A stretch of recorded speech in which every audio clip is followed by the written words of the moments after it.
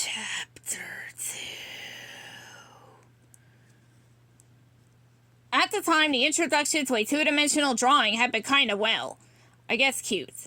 Though cute wasn't exactly a word I used too much in my day-to-day existence. But yeah, sure, cute.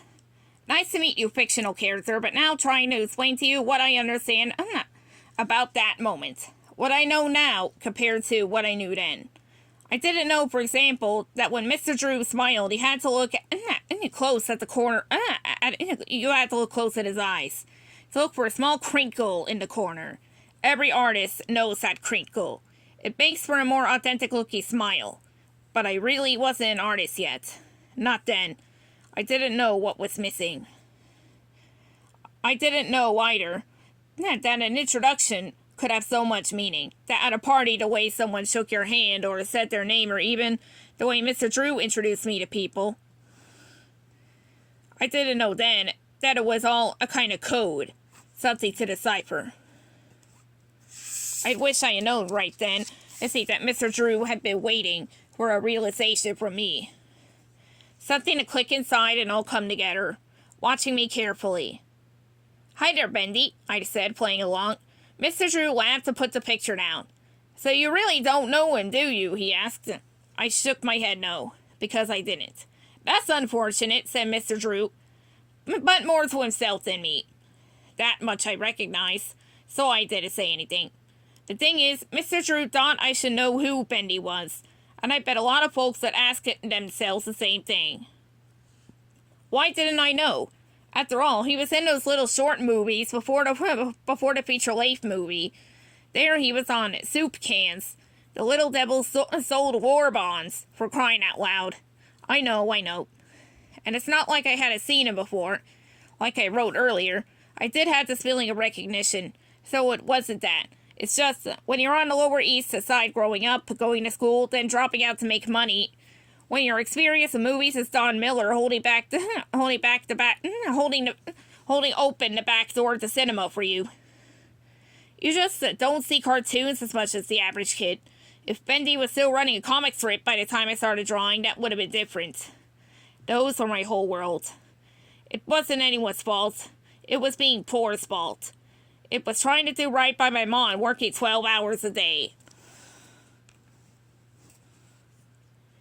And let's be honest here. Those cartoons weren't exactly popular in the way they had been. I was barely in the world when the Bendy tunes were all the rage, so the little devil wasn't a big deal. He didn't represent anything. He didn't mean anything. Except, he meant everything to Mr. Drew. This is my point. This is my whole point, he said, standing up and pacing about the room. He still wasn't talking to me, but he was talking louder, and I couldn't just ignore it now. "Sorry, sir, what's your point?" I asked. He looked at me, but kept pacing. "What is this studio is he coming to?" "No. What have we come to that a kid your age doesn't know Bendy?" This is my point. This is why. He still wasn't making much sense. It was kind of crazy that a few sentences that made sense could still sound like total nonsense. "You like that, Dot? You know you like that kind of stuff, that funny wordplay stuff. I hope I'm making you proud. I hope you read this. I hope you're alive." Where was I? Right. "Oh, okay," I said. I didn't know what else to say at this point. There was a silence. He stopped pacing. I stopped talking, and then he clapped his hands together loudly. Sharply. The sound made me jump in my seat. It was like a gunshot. I nearly ducked. This has always stayed with me. Of all the memories that are getting mixed up a bit in here, in this brain, in this head, this for some reason just sticks out. Right then when he clapped, the lights came back on. It was like they were waiting for him. It was like he was in control of them. He wasn't, but I made that connection back then. Somehow it made sense to me that maybe, just maybe, he has the power to do that. He didn't, and he doesn't. Don't let anyone make you think he does. Mr. Drew noticed the lights and laughed a ha! Exactly how you spell it. Like that. Ha! He turned to me and he was smiling again. "Come on, I'll give you a tour, kid." I nodded and all the strange thoughts I'd had in that short moment disappeared. I was excited now. I was getting a tour of a studio that made cartoons. I was going to meet other artists. This was not at all how I pictured my day when I woke up that morning. Great! I was up in a flash, following Mr. Drew out of his office and into the now brightly lit foyer. A woman was sitting behind a desk next to the door. She was compact-looking, with jet black hair formed into perfect curls. "We're going for a tour, Miss Rodriguez," answered Mr. Drew as he passed her. "Tom's here," she replied, not looking up from her typewriter. Sure enough, there was a tall, broad man sitting in one of the chairs near the elevator. He had one leg folded neatly over the other, holding his hat in his lap. Next to him was what looked like a yellow tool bag with the word "gent" written on it.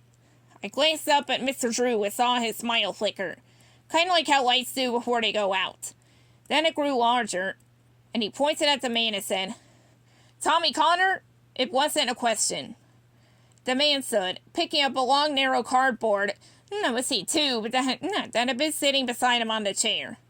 Mr. Drew noticed and pointed at the tube, but didn't say anything. Then he smiled bigger. "Yes," said Tom, even though there hadn't been a question. "It is." "What was?" "Sorry about that, buddy. Got to take this meeting." "Big plans, kid. Big plans," said Mr. Drew. "Come back first thing and we'll get you settled in." He didn't look at me, but did give me a firm pat on the back as he extended his other arm toward his office. "Right this way, Tommy." "Mr. Connor," replied Tom as he walked over. Mr. Drew just laughed at that, though I didn't get the joke, and it went back into his office,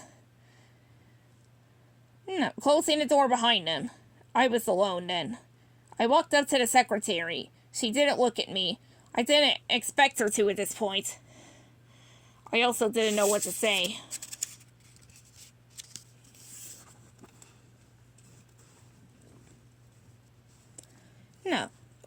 What did he hire you for?" asked Miss Rodriguez.